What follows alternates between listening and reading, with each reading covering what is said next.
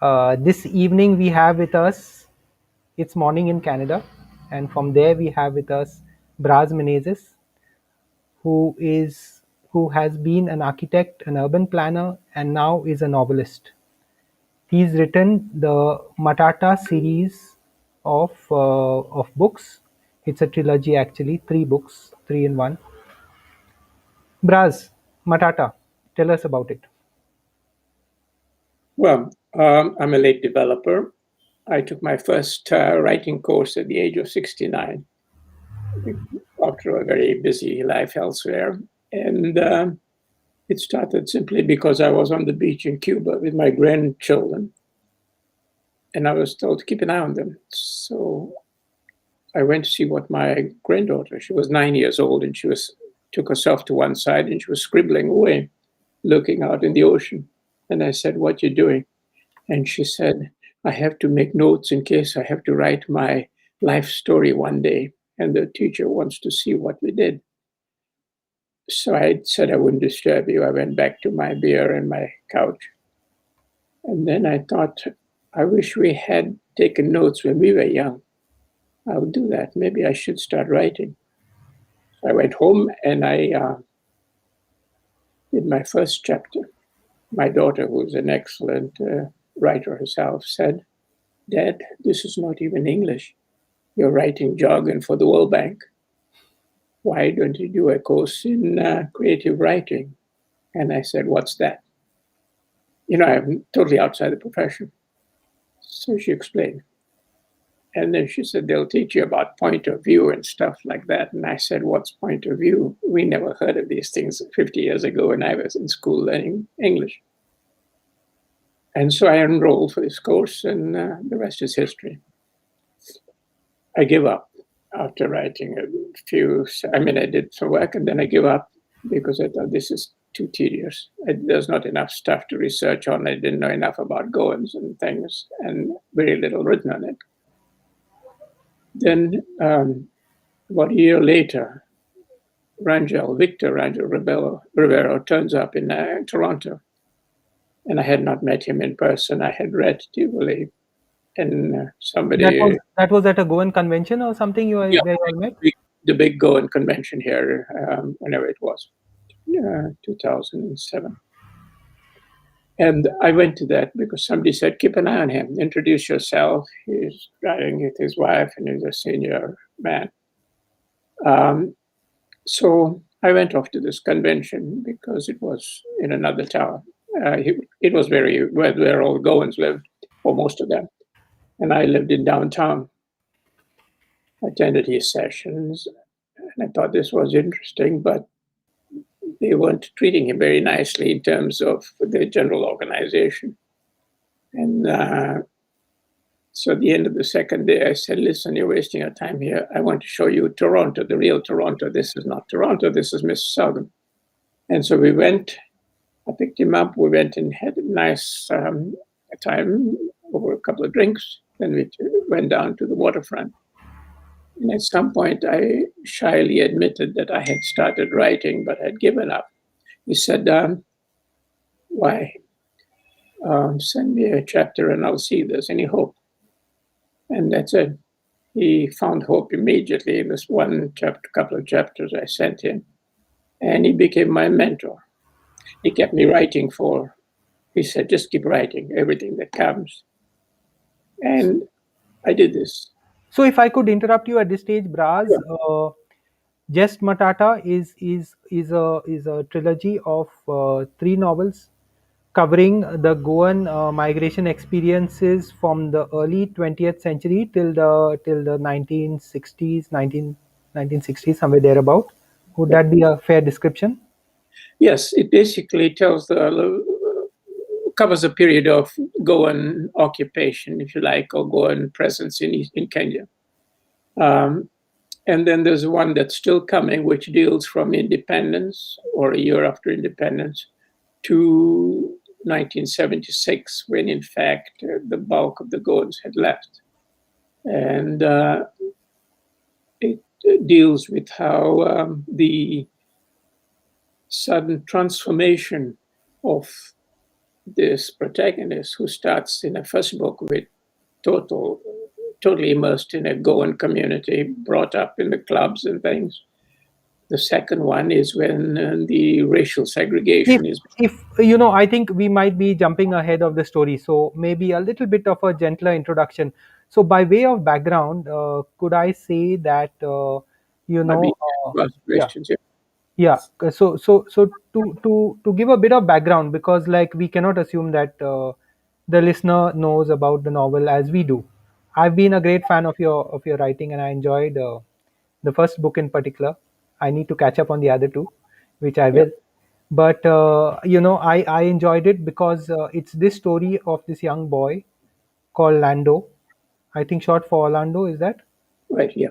and he is 10 years old at that time. He comes to Goa. He's sent to Goa, to cut a long story short, and he's studying at St. Joseph's Arpora.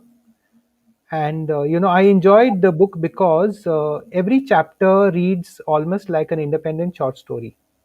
It's got a nice beginning, a nice middle, and a nice end. And if you choose to read just one of the chapters, you still feel that you've learned something, in that sense. And to be honest, I used to read it to my kids when they were tiny. This is about maybe 8-10 years back, I don't remember. And they enjoyed it tremendously as bedtime stories. So would it be right to say you were trying to capture the Goan experience in fictional form? Because as your books put it, yeah, it says a novel based on real events. I have all of the three of them Oh, here well in done. front of me, and one of them says a novel based on real events. So where does the fiction end, and where does the reality start, or the other way around? When I first found out at my course about the difference between fiction and nonfiction, I was listening to what my Canadian colleagues were calling fiction and nonfiction. And I thought if I wrote my real life, this would be fiction here for the public because it's hard to explain, but our real life was fiction in normal terms. First, we were brought up, our parents went to work, always in immigrants, first generation, work very hard. The kids were left to free range, really, when we were not at school, at the Dr. Ribeiro Goan School. We just roamed around, and literally the expression picking low uh, hanging fruit is true because we picked up guavas from somebody's house and something else. We kept ourselves entertained and fed because we were told don't not to come back till dinner time. These were standing operating instructions. So we had a great time. Today you pay a fortune for that type of education through the Waldorf School and Rudolf Steiner and all that, just to be able to touch real wood and stones and fish a few tadpoles and stuff. So it was a good life, but totally unprogrammed in terms of traditional education. It was kids having fun. Just a request to center yourself on the screen a Yeah. bit. But Yeah. by way of background, so you lived in Kenya till pretty late in the day. Unlike other Goans, I don't think you left in the 60s, right? You left in the 70s, and then you were an architect and an urban planner and a Commonwealth scholar also in Kenya itself. You entered the world of writing on retirement after a full professional life in Kenya. That's what your small bio says. Yeah. Followed with over 2 decades with the World Bank. At the age of 69, you enrolled in your first creative writing course at the George Brown College and attended a mentorship program at Humber College in Toronto. And you're a member of the Goa Writers and the Writers Union of Canada. Okay, so that's just by way of background, and of course you've contributed essays and articles to other journals as well, apart from the three books which are pretty interesting and quite readable in my own point of view, and it's a real kind of attempt to focus on the Goan life in East Africa. Were you alone? Were you lonely in the crowd when you did it? Have others attempted to fictionalize this story from those times? Um, No, I didn't know what others were doing because I wasn't reading that much by other authors. Um, there was also a certain aversion to reading. When you've been with the World Bank for 22 2 years, you're reading so much garbage. I mean, we call at some point most of the economics, when you look back, is as good fiction as any now in retrospect. So uh, you just read stuff that's totally different, but there wasn't enough material from Goan writers. I managed to pick up a couple of books, booklets really by Ledis de Silva and one or two others, but it was more a fairly routine thing. I wanted to write it as a novel because novels are more interesting and you have a bit of adaptability. But more than anything else, I wanted to write about life as a Goan and what our upbringing was, including the clubs and everything else, and the drinking and everything else. But I also wanted to leave a record of that period in Kenya because I was healthy and I could write. And I thought nobody else is going to do this at this stage. Nobody is going to live that life again. And for whatever it's worth, somebody will read it. I want to say here, though, that something happened about 2 years or 3 years after the first book, Just Matata, which got relabeled Beyond the Cape. Everything had stopped, nothing was selling and whatever. So my daughter said, "Why don't you try social media?" And I ventured into Facebook. And of course, I had just done your presentation in Goa under your patronage there or help. And a lot of people knew me. So I had immediately 100 people, mainly from Goa, join.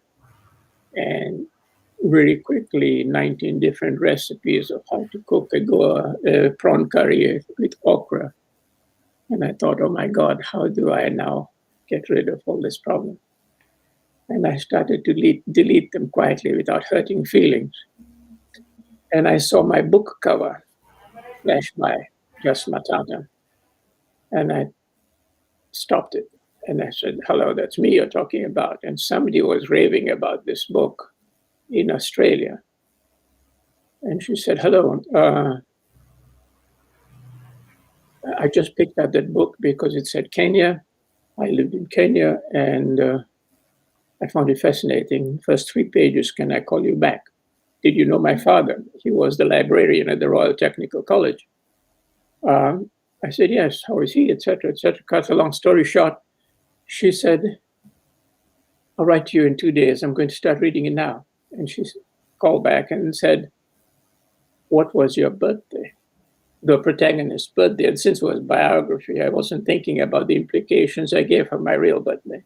And she said, oh my God, we're twins. And she literally then dumped her life story on me, and I dumped whatever I could. And till today, she is like my cousin and closer than most of my cousins. But she became my promoter of books. And then she said, everybody is reading your book that I've told them about. And I found that, in fact, a month later, I just sent a message on Facebook, who is reading Matata book.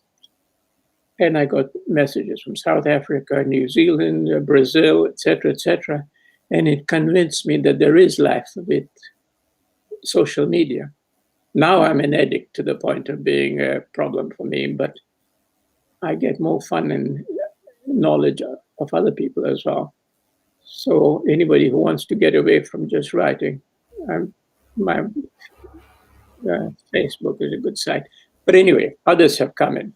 What Facebook has also done, it's brought me now in touch with my readers, Goans, who read the book and realize that they had a background in Uganda or something, but didn't know enough because their parents either were repatriated to Goa or elsewhere. And they have all bought my books. And now 2 or 3 or more books are coming out in the market. One of my biggest fans in Goa at the moment is Clarice Waj. And she's writing very nice stuff. So I'm happy that it's all been worthwhile so far. So you made a couple of interesting points. One is that social media could help the writer indeed, and the writer needs to look at the possibilities of social media. Apart from that, I just wanted to explore a little bit further into about fictionalization of the Goan experience in East Africa. Apart from you, I don't think anyone has done it. You mentioned Ladis De Silva. I think he wrote the Americanization of Goans. I've heard about the book many times, but I've not been able to locate it. That is probably non-fiction also. No, that would be fake. Yes, that's non-fiction. Okay. You have about 7, 8 books on non-fiction on the Goan experience in East Africa now, Yeah, including our friend Cyprian Fernandez, Selma Carvalho, Dr. Teresa Albuquerque, uh, Margaret Friends. yeah. There has been a spate of books in maybe in the last decade. But as far as fiction goes, nothing apart from you. Um, I think Ben Antin wrote a couple of things. But Ben took the view, as Selma, I think, did at one stage, that uh, people who come from East Africa are obsessed with East Africa and they should write proper stuff, So which more or less it's was a tough. right. It's tough. It's tough. It's a Yeah. tough call. I mean, like, So I thought, never mind, we'll just keep plowing away and not give up because I had a mission. I had a mission to finish writing this before I myself have to depart. I'm 82 now, and so I don't have that much time on my hands. you never But know. You never know. You might have another 20 years. Who knows? I do not have the energy to write. But the other side of it is that the books are history, the real history, because I've researched that. And all the books are set against what is happening around us, where none of us are in control. We are very big and noisy when we are in the club, but we're just tiny little uh, dots in the map because the decisions were taken in Lisbon in the first part of the book, most of it, or in London. And for most of the book, because we're living in East Africa, taken in Britain. And so the history is happening all the time, even while we're growing up. But different things happen. The BBC World News was an incredible source of tracking what was happening, but also linking it with big events that shaped our lives. Our lives were shaped by immigration policy, well, first by segregation, and the fact that all the Goans, or most of them, worked for the civil service. And so they would do their duty. They were loyal and everything else. They wouldn't bite the hand that fed it, but they wouldn't criticize Britain or anything else. And very few were actually involved in politics as such. The ones that were, Pio Gama Pinto, uh, Joseph Murumbi Zuzat, and a few of them, handful, but very prominent. Yeah, yeah, Fitz D'Souza, and yeah. And but we were not at the same level. We were not in politics. So our growing up experience was eavesdropping in the bar and linking it with real life. And so that's what I did. I basically reconstructed my life and the sort of gossip in the bar and the big events, whether, for example, the big kerfuffle when India invaded Goa. That was big because everybody was upset and they were already, and everybody took two sides, even in my own family. My father was on one side, my uncle on the other. And for a while, people stopped talking to each other, that generation. Um, the good thing on one side was the Goan school was the only Goan school for kids. And all of us grew up, whether it's Cyprian D'Souza, etc. We all grew up in one happy little family in school. But then we went back to different clubs. One story there is how during the New Year's Eve dance later on in life, and we are teenagers and getting to be adults, some of the boys in the Goan Institute are in love with their Goan school mates at the Goan Gymkhana, but they couldn't join them. And at that age, if you can't join your dear beloved, it's very serious. So the rest of us who were in the Goan Gymkhana would divert the social secretary or whoever was the guard dog on duty to stop foreigners coming in. Foreigners meaning other Goan Aliens, clubs, aliens, aliens, huh? Illegal aliens. aliens, huh? Yeah, and we would organize ourselves. So one lot would open the back door so that these guys would come in. And by the time these guys, the gatekeepers saw them already in the middle of the dance floor in the midnight mass, it was too late to bolt the door. So that's how we broke our own bit of segregation at our tribal level. No, I mean, I don't want to reduce this to a debate on caste, but it was and continues to be quite a scandal the way we go and got divided in caste in some of the centers of migration, and East Africa and Bombay were perhaps two of them to some extent. But that's history anyway, and I hope that people now are a bit more enlightened, or at least too small to try to play up these old tricks once again. Yes, I think for the Goans in East Africa, it had already started to break down simply because we're a small community and the next generation automatically leveled the field. The and it wasn't as strong. My impression, going back to Goa many years later, after say 30 years of since 61, I felt that the caste system was actually becoming stronger again in Goa. And that may be because of the Hindu influence or the Indian influence, because that is very deeply rooted in those communities. But I'm not sure. I think in pockets like Panjim and things, it's less. But already there was an intermixture between. We were all Indians by this point, and Yeah. there's already interracial stuff and things. Of course, we could go on for a full hour and Yeah, not yeah, have yeah, enough time to talk yeah. about this, because Even because writing about. caste plays itself out in different ways in different diasporic communities. And when you're small, you don't think about it, but when you grow big in numbers, Yeah, you kind of divide and all these kind of things. And then it comes up in Goa during elections and during marriages, and rest of the time we are fine, and all these kind of things happen. But I want to drag you back, Braz. I want yeah, to drag you back to your book. yeah. We, we, This is Beyond the Cape, the first book, yeah. okay, which I know as just Matata. That was its original title. And Matata, for those like me who don't have an East Africa experience, although most people think I do, it means trouble. It means trouble in Kiswahili. And it was Lando's story. Lando's a 10-year-old guy, likable, lovable, naughty, and doing up to all kind of pranks. And then he gets sent back to boarding school in Arpora, which is St. Joseph's, which for some reason gets described as a Jesuit school, which kind of disoriented me a bit, because St. Joseph's wasn't, though it was started by a kind of a Jesuit, or whatever. And it's a fascinating story. Tell us about the time frame it covers. Give us some insights into the first volume. The first volume covers a bit of the backstory of dad and mom coming to Africa uh, and their early years.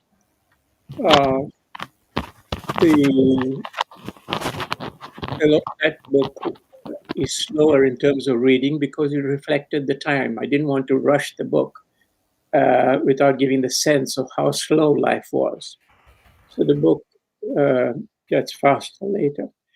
Uh, Going to boarding school was treated two ways. One is the only way to get discipline into young boys, particularly, because the first rung was your school teacher uh, and first rung of discipline.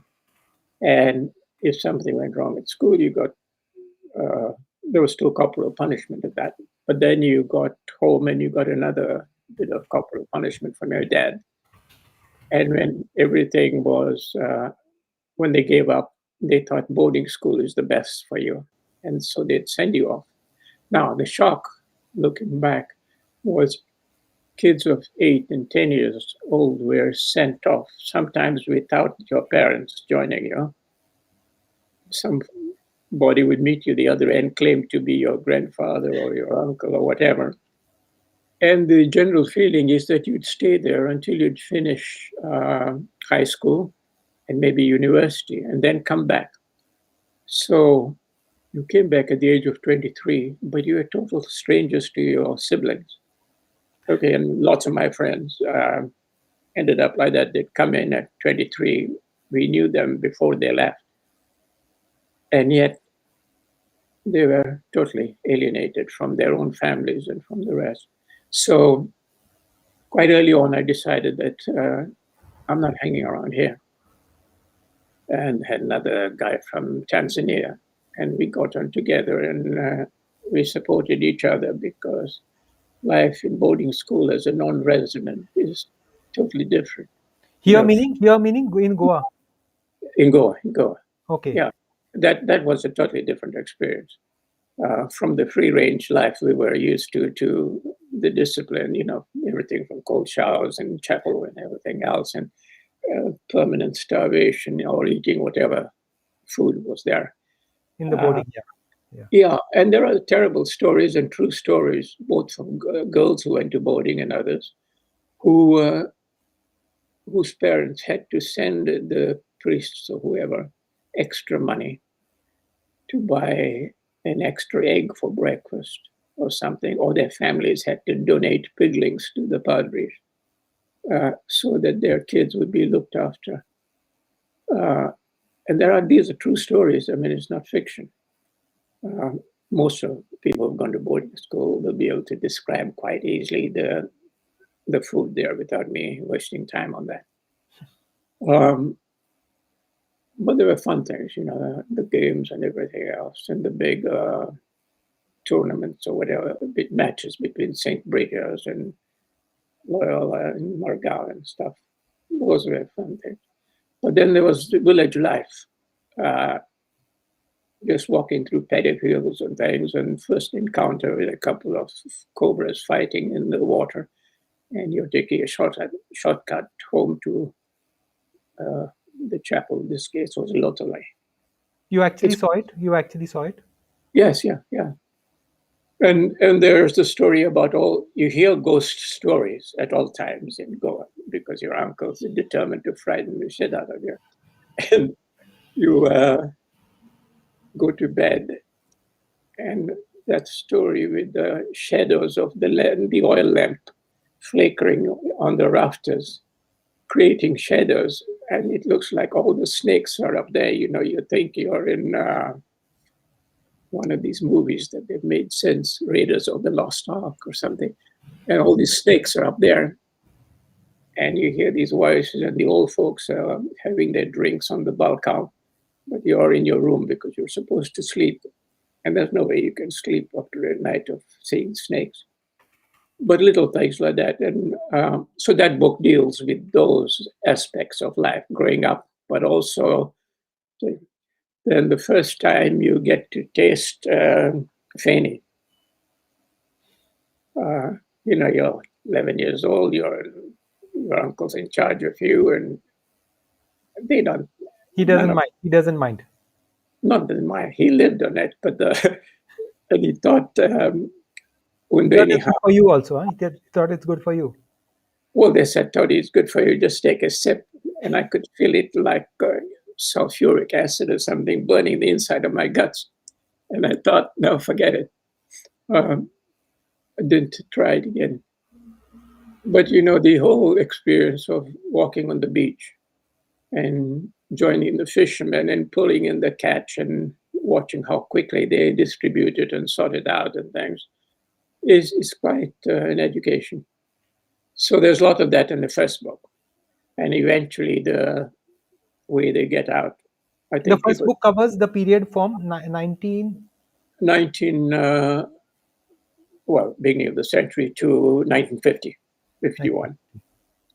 Now on that first book, uh, his parents bring him back because his mother was horrified that he had opted to join the church, join the seminary. And um, that was triggered because my mother said to me, whatever happens, um, be careful, don't join the priesthood, because she had given up her brother to the church and knows what it did to him. So I often thought about that. And so my friend Jeep, Orlando's friend Jeep, and I decided to think of a way to join the priesthood because they were actually recruiting us. We happened to be quite good at religion. And I suppose, the right stock in terms of how they used to recruit even to the priesthood. There was a bit of casteism there as well. So we wrote these identical letters to our parents about asking them to transfer to the seminary because we were fed well at the introduction, and we thought if the priests live like that, it has to be better because you still have to be here for another 8 years. And that got us a quick return to India. And some friend of my father escorted us back. And so we sat on the table that I had on the ship. And everybody would ignore you because you're a young guy. But their conversation, because they were all civil servants, was the jobs that are going to come up now because there's some trouble brewing in Kenya. And there's a big program to increase the prisons and other departments. So they'll be recruiting.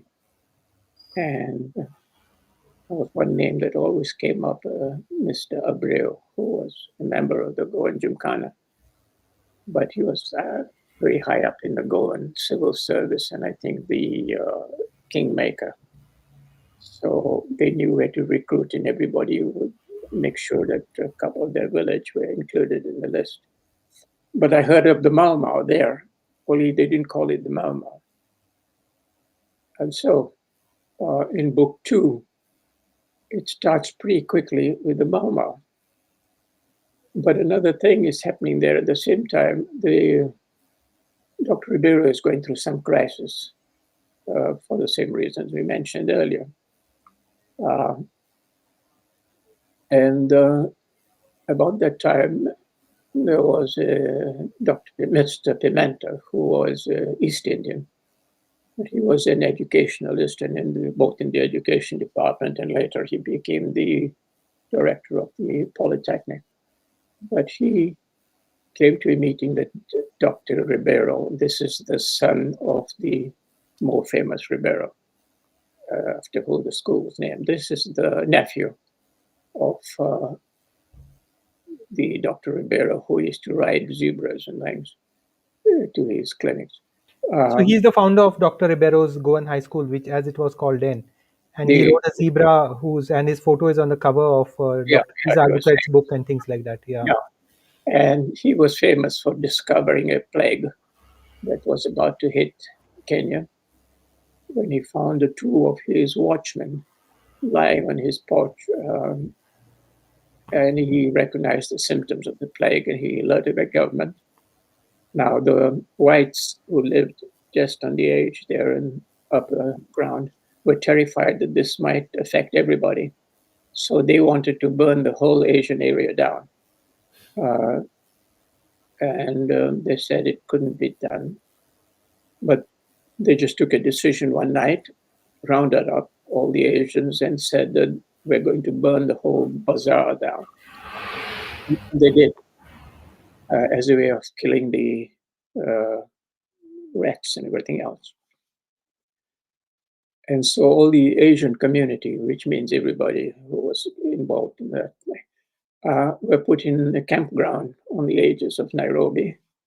And it was the Asian community that helped to rehouse and rebuild the bazaar. But the British government, the colonial government at the time, thought they should reward Ribeiro. And this is the old man Ribeiro and his business partner, Campos. So they donated large chunks of that, in which he donated a small bit to start the first Goan Institute. This is early stuff that's in the book. Which year is this? This would be about 1906. I see. Yeah, quite early on. A lot of Goan doctors played roles in fighting plagues and detecting. Yeah, because Goa had a very advanced medical school, and the British used to recruit there for the army, for the military. And so it was also a natural next stage for anybody wanting to go to Kenya because they were recruiting in India for people who would help to establish the colony. And somewhere along there's the story of how the whole of Africa was divided amongst the European countries, and then dished out. 1885 or Conference of Berlin and things like that. 1880, the Berlin Conference, and there's a discussion on that. I sent you a map to show the size of Africa compared to the US, Britain, and Portugal. They're all to the same scale, but very few people know that Africa as a continent is 3.5 times the size of the US. Okay.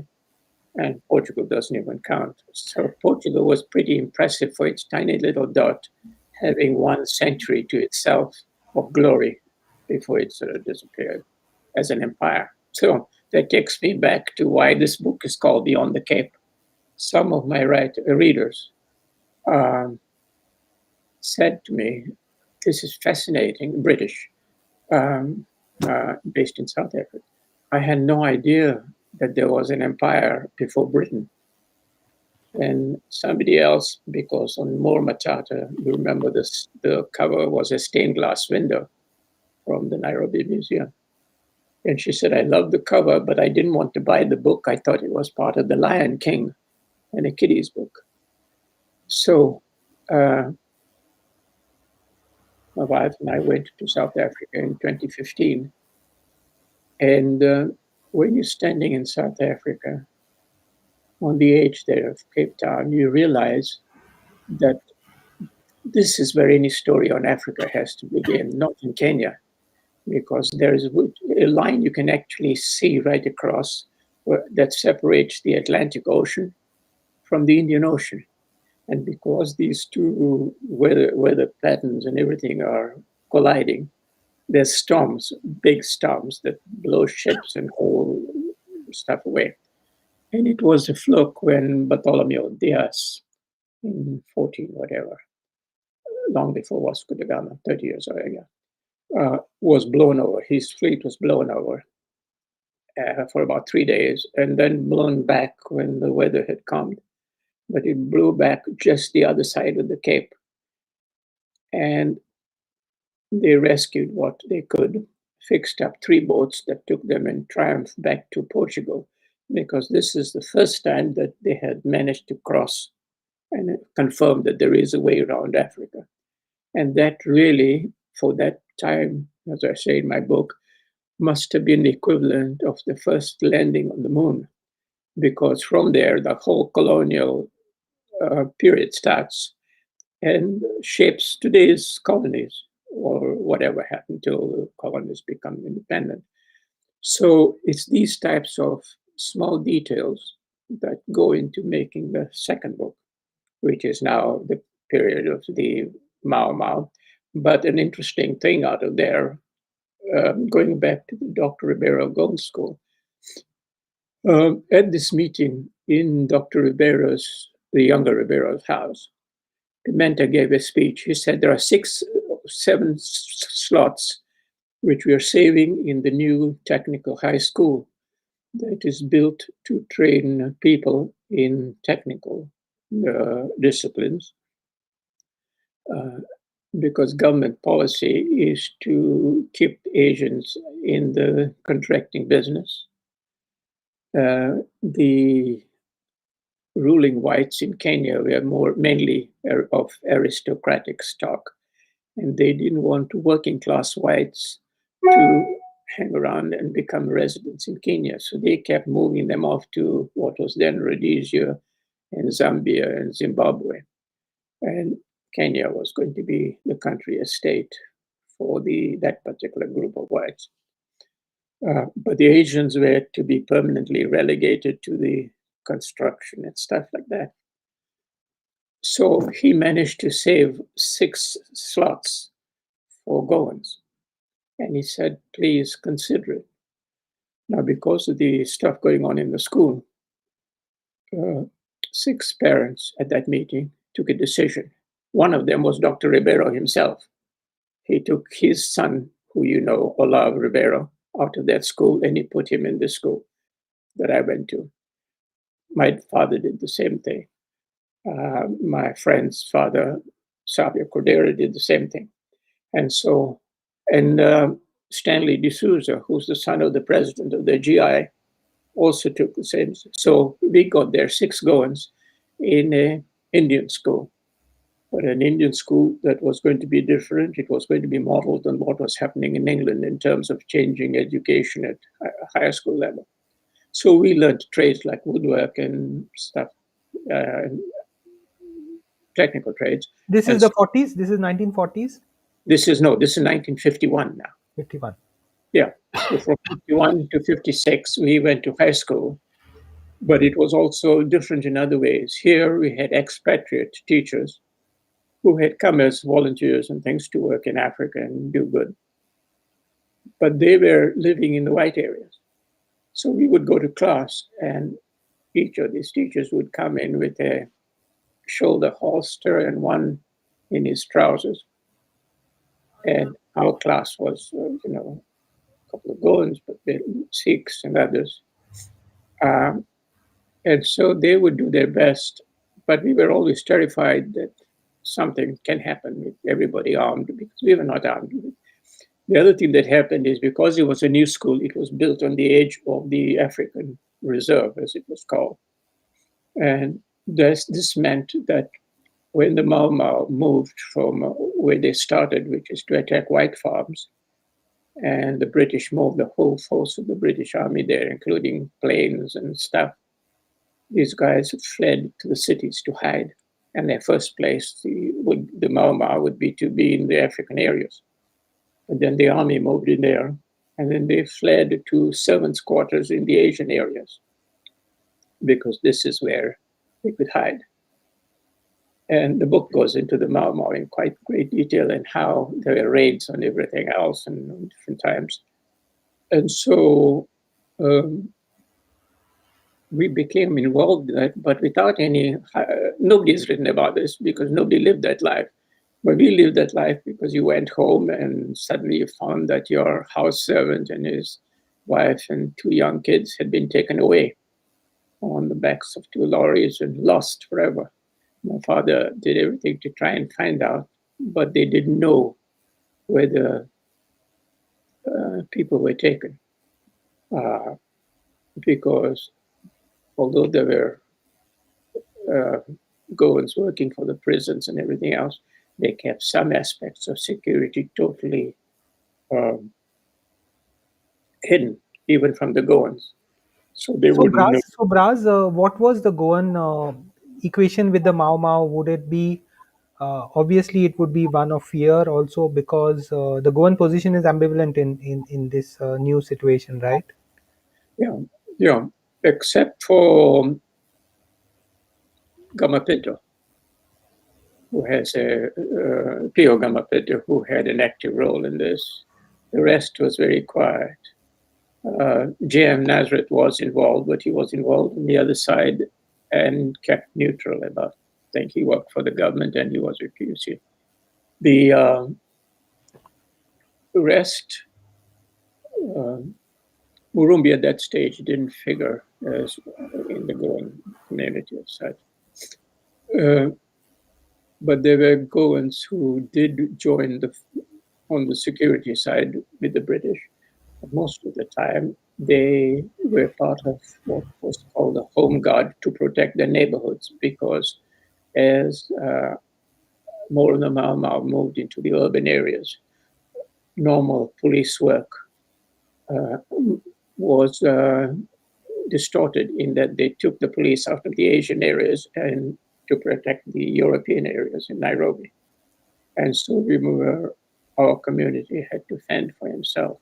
Of course, understanding colonialism, the end of colonialism, or changing its form from one to the other, and migration, international migration, the Goan role is a very complex subject, Yeah. which I mean would require another full length discussion. But to bring us back to your book, your second book covers which period? 1950, 51, when he gets back. The emergency was officially declared in 52 and officially ended in 56. That's the time it took them to put the so-called rebellion down. But till that point, we were still going to clubs for whites only, for browns only. And even the hotels hadn't opened up. in 56, and during that period at university is when the racial legislation started to break down. Was it tough? Was it tough for you to write your story, considering that it is part of your life? It was a bittersweet experience. There were good times, there were bad times, there were hard times, there were uncertain times. Everyone glamorizes migration, but it's not a one-way street. We know. No, you don't consciously do that, but I figured in all our lives, we've had good times, we had bad times. I had an education that I wouldn't have had, uh, and I can't complain. Uh, Lots of people had it worse, and others had it better. Uh, when the government were dishing out scholarships and things, we didn't get any because it all went to the blacks. They were going to be the new government, so the thanks. Uh, but then I was lucky somewhere along the line because I won a competition for the design of street decorations and things for independence. And they gave me my initial 15 minutes of fame. And that was a lucky break. But then I went off and I did something else, and somebody from nowhere, I got a British scholarship to go and study housing because I was already working in slum areas and things, but doing it on my own. Uh, then I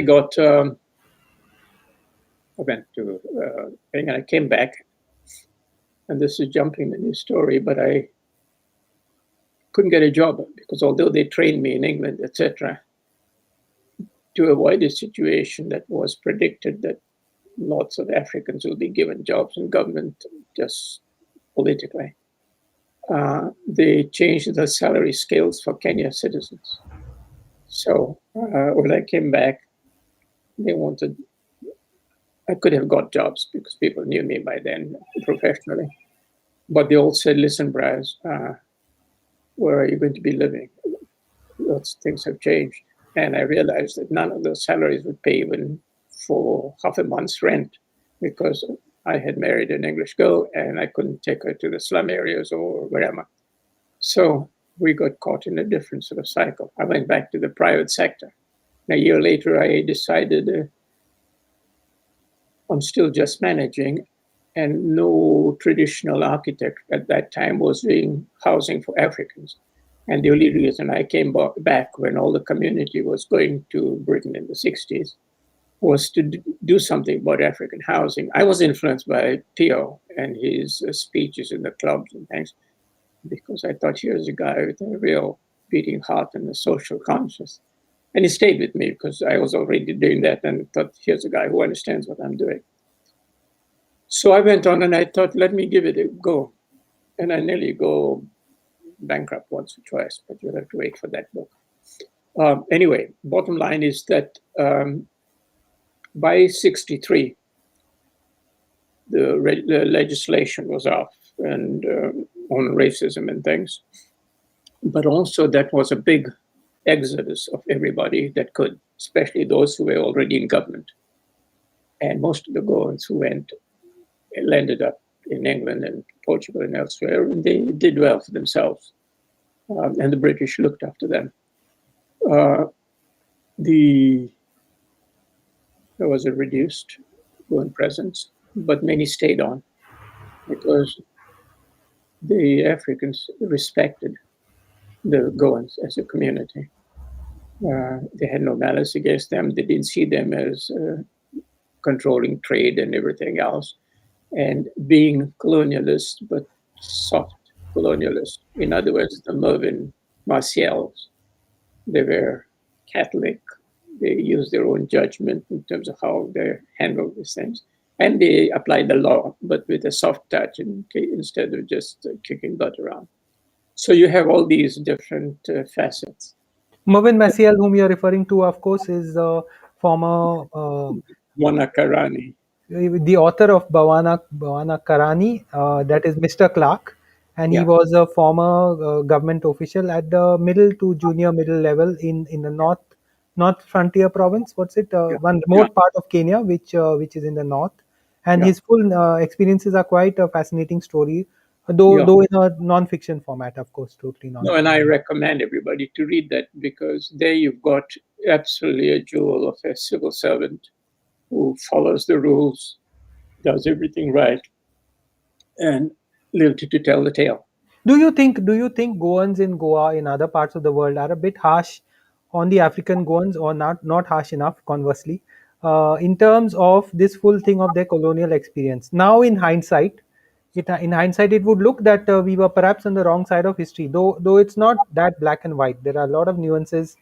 It depends which side of the story you want to tell, and perhaps we've not told our own story. So people like you have really taken the lead and told the story. But how would you respond to that? It's very difficult to judge what somebody else should be doing, number one, especially from a distance. And with the And hindsight of time. with hindsight, the what I would have preferred is that we didn't let memory disappear so fast, including from people who left, including, I suppose, your parents and others who left Africa or other parts and went back to Goa. Uh, but that's also understandable because when you go back, you're the first level immigrant in a way in Goa, although it's your own country. So you're busy trying to establish and do something to keep the story alive.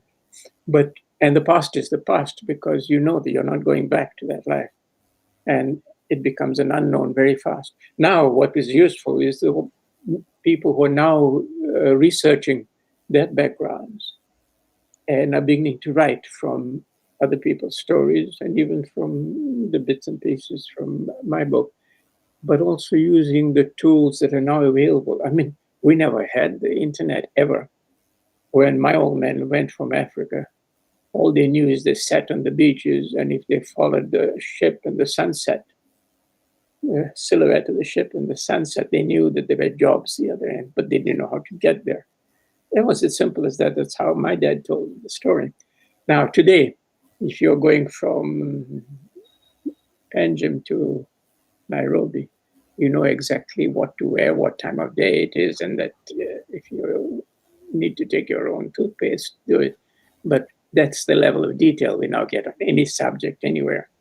The other thing, of course, is the other motivation at the time is I read Vasanji's books, M.G. Vasanji. The secret, the Yeah, secret. he Yeah. wrote about seven and he's won various awards. Where there are Goan school teachers, etc., as characters, Yeah, but they're only minor parts, playing minor parts. minor parts. And that was our role. We were always, we play a minor role in famous British authors, like out of Africa and things. But it's usually the guy behind the bar who pushes a glass of another Scotch double or something, or the Sikh guy who fixes the cartwheel and the caravans on the road. But we are not treated as people. We don't even exist as people. That's because, Braz, that's because the story is scattered all over the place, no? So yeah, I keep finding these very amazing kind of bits and pieces of history, like when Hemingway crash lands his plane for the second time in 4 days or whatever. There's a Yeah, Goan guy there from Guinea or somewhere who's the captain of a tiny boat in yeah, that sense, and he saves him and he picks him up. So the Goan presence is there. So the Goan Tanzanite stone, sorry, the African Tanzanite stone is discovered by a Goan. yeah, The national dress of Uganda is called the Gomezi, which is named after some tailor called Gomes. So yeah. all these stories are there, but it's not coming together now. It's It's slowly coming beginning together to. It because is. there are stories now. Yeah, And now in the last 10, 15 years, maybe. yeah, yeah. But also in those first 15 years, say till about the 70s or 80s, another important thing was happening is that many of the Goans were being asked to stay behind and help the new incoming government, which they did. But the most in demand, for example, were the teachers. Sometimes they didn't mind, had no jobs for the men, but they wanted the teachers. Everybody remembers at some point in their life, Africans, even today, being taught by a Goan teacher. Yeah, it's amazing. It's amazing. Yeah, I've encountered some of those yeah. remembrances. And I don't have the time at the moment, but if somebody could put those together, there'll be quite a lot of interesting stuff there. And so all I can say is that each of these books instigate other discussions and sidelines that So it can. Lando falls in love with this Seychellois girl, if I'm pronouncing it rightly, and Yeah, her name is Saboti. yeah. And I mean, like, it's almost kind of a banned thing in those days, interracial relationships and things like that. It was totally banned. Not totally banned like in South Africa, but it was not considered normal, number one. Uh, he he starts this infatuation at the age of 10 because his parents are visiting and going friends, and he peeps over the fence and he sees this nice girl, and she tells him a story, but basically they're two young, innocent people. But then he gets to go to Goa on his way to uh, boarding school, and he thinks, she's Sheshawan and she must be here. All many of these people look like her, and he keeps looking around in case that's where she disappeared, and she doesn't turn up anyway. Uh, but the infatuation is there. Later on, he realizes he meets her later on, much later, in the second book. But he meets her at the Museum of Modern Art in London. And meanwhile, she had married and all sorts of things, a different life altogether. But anyway, it's a nice story. So, It is a nice story. And book three, tell us about book three. Give us a hint. I don't want you to give us any plot spoilers, but for sure, a hint. book three. Um, book three, I'm just reading from the back cover. Sorry, that back cover. I'll read the first couple of lines for you. It says, "Our Goan boys are leaving their diplomas behind and bringing back English brides. A Goan mother laments." Everybody was worried at that point because of the number of Goan boys that had gone to study, married there, and never came back. 1960s? This is 1964. 64. Yeah. So that takes it from 64 and through the period of 2 years and a bit in England. Falls in love with a colleague and brings her back to Kenya. Because she's British, but she's not a colonial. She has a father, her parents were conservative, but she's a sociologist and she's left-wing thinker already, an independent thinker, an adventurous. And as he tells her the stories of Kenya, and she's very well read, there's the usual issues of, approval by parents of one race and another and all sorts of things. And so nice stories about how that shapes out in the end. But there's one point where she says, "I'm going to Kenya, whether you're coming or not." She's telling Lando. So they go off and they start their first year, and it's a nice story all around with its own Twists and turns, and fascinating pages. But book four, where do you go in book four, which is still on its way? Book four had to be written. When I talked about a trilogy, I didn't know that I couldn't squeeze the stories in 3 books, right? And I had no idea how some of these books were going to shape. But book 3 ended abruptly when Lando's mother dies, and everything falls into total chaos. Eleanor has been in the country only a year or so, and the baby arrived only 3 months before. His father falls apart a bit, but his role changes at this point because he's the eldest. He has to take responsibility. He's got some job, and you just have to fend and do what's right. And it's also part of the whole integration of when life is comfortable, when you're working fully with a community behind you, and then suddenly you're on your own and all the new relationships develop. At the end of that year, because of the way the book stopped, it didn't make sense to write the next book or the extension of it because it would change the tone of what was written before. So the next book, I can tell you, is about how corruption crept in very gently until at the end there was no way out. The governments were so saturated from the top into corruption at every level. It became part of the DNA of Kenya, and it haunts them till today. It's one of the most corrupt countries on record in terms of how business is done, etc.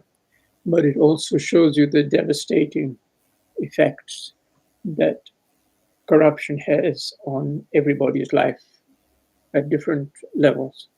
Uh, Betsy Pinto, who lives in Goa now, was there during the first few years of that. And although today Kenya is a different place from then, in terms of corruption, it's a much more complicated place than ever. In terms of what has changed is first, there's now a very big, powerful tribe who control Kenya, which is the Kikuyu, the same ones who fought primarily in the Mau Mau. But because they're in charge, they're now both more threatened as the power in charge, but also more able to shape what might happen next. And then, of course, we have to link this with world events and Donald Trump and everything else. Now we are seeing all the worst of what's happening in Kenya today compared to what's happening in Turkey and India and everywhere else in terms of absolute power. But anyway, we'll have to wait for that. I'm still working on that. Braz, when you look back, one last question. When you look back, what are the high points, what are the low points of your involvement with East Africa, particularly Kenya, for two generations, more than two generations? I was born there. And your father migrated there. My father went in 1924. I was born when I was 39. I lived there till I was 37. Then I emigrated in 76. I'm still very much in love with Kenya. Sorry, carry on. Yeah. I started my own firm in 67. And that firm continues to this day. It sort of survived various things. And quite early on, well, about 7 years, 8 years later, I took on partners because I was on the verge of deportation. And I realized that this is incredibly complicated. I have nobody to take over. My one accountant was on leave, and my family knew nothing about how to handle anything or even what the next stage would be. There was no insurance. And I focused on getting partners. I got a fantastic partner, and the practice just started to grow beyond that. We became really international at that point. And my reason for deportation was, again, corruption. One minister who wanted to get me out was because I stopped him messing around with a very big project there. The same minister arrives later when this practice is now running, and it has 26 architects, a multinational and multiracial group. And it's one of the biggest. The same minister ends up becoming Minister of Works, and he cancels every project funded by the government with this particular firm at the time. And so they go from being one of the biggest and best to just coping, paying bills, and a staff of 3 or 4.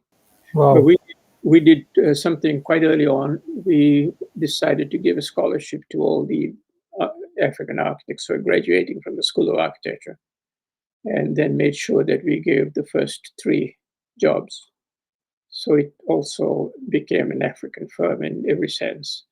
Um, and that was an important decision. No, I feel very proud of having left a legacy there that not only, not name, but in terms of what they're doing and things. By the way, my practice went from zero to building the United Nations headquarters for UNEP in UNEP, Kenya. Yeah, which is now headed by Goan. yes. That's Lija Narona. Yeah. UNEP at the time was, the first head of UNEP was Maurice Strong, a Canadian. Maurice Strong, the And former prime minister or opposition leader or something of Canada. Maurice. no, he was quite famous here, but he was a good buddy of Trudeau. I But see. he got appointed the first CEO of UNEP at the Stockholm conference in '72. But in this new book, one of the projects I start, because I was always trying to invent a more indigenous way of modern architecture than copying the sort of British tradition in architecture and things. So I'm designing this Maasai lodge to feel like a Maasai, to feel like Maasai structures and things. And that also goes through a crisis because Uganda happens and money dries up and all sorts of things. But I keep going. And the contractor keeps going because by now we're owed too much money. And so we decide to take shares and sort of run it in the About Hotel. Because I believe that one day that job will bring me my next one. And that brings me UNEP down the road because Wow. Wow. the executive Strong, he and his wife take a day off without security and everything. They're driving through the national park. They get to this gate that leads to this conservation area, and they follow the track and they end up in a fenced in boma, which is how the Maasai used to keep all their cattle, which is their most precious thing. And I thought for today, for that generation in '70s, their cars are the most precious thing. So I'll put them all in a big thorn hedge and lock them there, and people would get out and walk. But when they get out and walk, they follow a path. There's no signs anywhere. And they just follow their nose. And then the city, which the towers of the city are sort of on the horizon. And then as they get closer, they're descending the path. And this magnificent view of the water and the swimming pool and a lodge opens. And they're in this lodge. So he was so impressed, he got one of his minions to go and look for the architect. I got a temporary job to write the brief for the architects who one day will design this. And I'm advancing the story a bit down the road while I'm still writing the brief for an input into somebody else's brief. I get a call because in Kenya, they had been given free accommodation for 3 years in the big Kanu Tower. The center of town dominates the city. After 3 years, they were supposed to have built their offices, but everything runs late, right? And the Kenya government, following the rule, puts it at market rent. Strong thinks this is blackmail. He's not going to be blackmailed. So he asks for temporary buildings to be put on one corner of the site that had been allocated in the forest there to UNEP. And they're about to fly. I didn't know this. So I get a call from the legal department. Said, Braz, can you come in? We need you urgently. So I go in and they give me a pile of documents and says, can you look through this and tell us if it's okay to sign? We need an answer by 12 noon. So I go in there and I'm working all night at home. And I'm getting more and more angry. They were about to fly prefabs from Geneva, concrete, Oh, wow. to Kenya to build temporary things. So I called my partner and I said, meet me at UNEP. We're going to have to talk to Strong directly because I don't think he realizes the damage this is going to do to his PR. as the head of UNEP. So I go there, and his assistant meets me, and I tell him what the problem is. That there's no way you can build. We're going to have to let you build this, because I said, I, as an architect, I'm going to have to fight this as well. And but I think you should tell Strong. And so he says to the other guy, "Are you going to tell him?" I said, "No, I'm just let Braz tell him." So we get up there. In 2 minutes, I explained to him, and Strong says, "Thank you for picking that up." He said, "What I want to know is, can we build temporary buildings in 6 months here?" Because I explained to him, we've got an abundance of labor. The economy is not doing so well. And we can design it to get you there in 6 months. He said, "Are you sure?" I said, "Yeah." "Why don't we do a deal? We'll take over the site on the 1st of July, which is Canada Day, and we'll hand you the keys for the final on the 12th of December, which is Canadian National Day." He says, "You got it. What do you want from me?" I said, "Somebody who can work the bureaucracy." And we had this rather fantastic administrator of his who would take us into meetings with 20, 30 people. But before that, he'd asked us, "What conclusion do you want?" And that's how we got it. So we learned a lot. I can't complain. I just had the most fantastic adventure of my life. And I feel I owe it to just put it down on paper. What other people. You put it down on film, so I mean, at least for now it's here. We would get Yes. more And into the next details. book is coming out not as fiction or non-fiction. It'll come out as a memoir. Interesting. This is my life story. Wow. And I'm not going to, I don't have to worry about anybody else, because if anybody else has got a better story or can. The good thing, and this is again social media, I went into social media too, because it's difficult to sit here in a small town in Ontario and get information. So I went and looked at some of these projects, and it makes you cry. In one, which was the one that set us up, a township of 5,000 mortgage housing, the whole township. But it was meant to have a population of 35,000. At the time, it had everything designed, not brilliant for the time, but for African housing, it just stood out.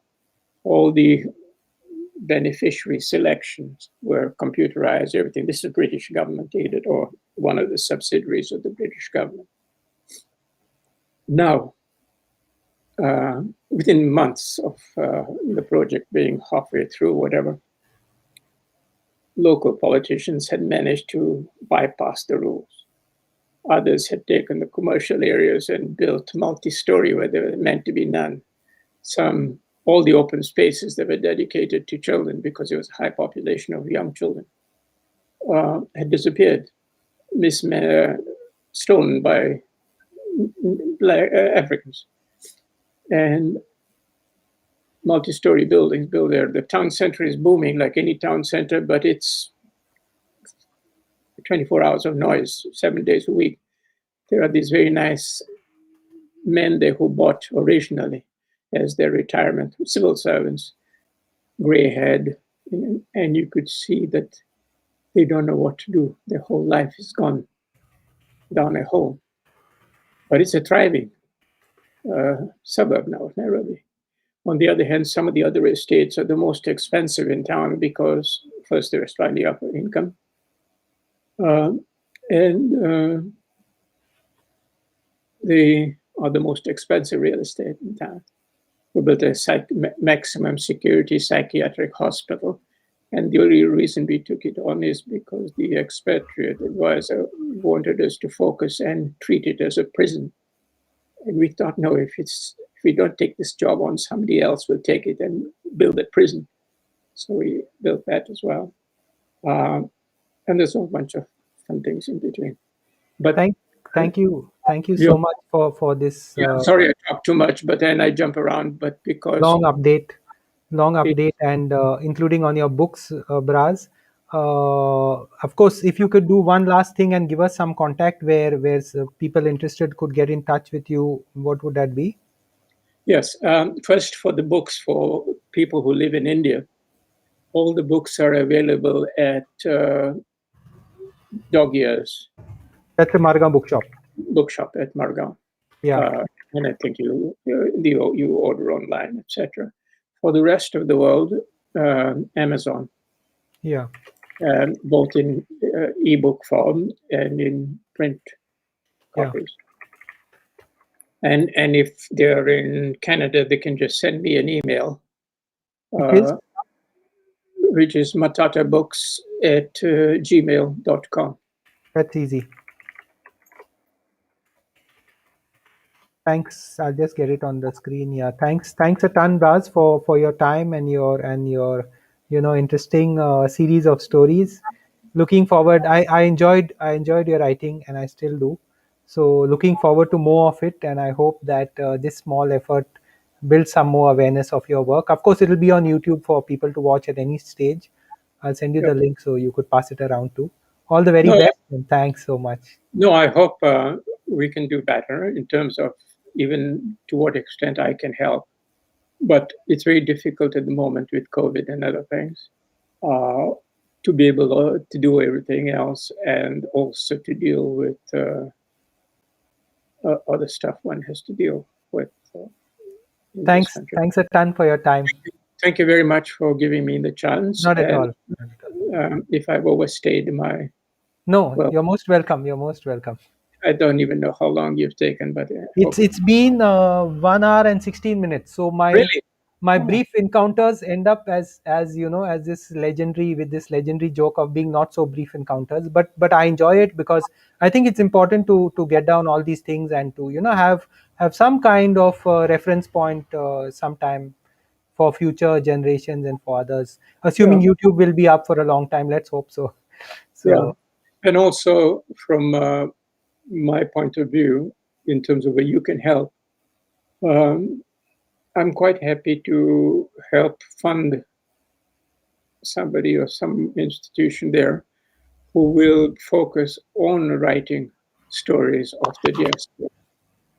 Uh, you know, uh, interesting, yeah, and published in Goa. Maybe if you can take charge of this and interesting, keep it interesting. about and send me a note, we'll talk Yes, about yes, yes, for sure, for it. Yeah, sure. We just had a power cut here, so I will also cut.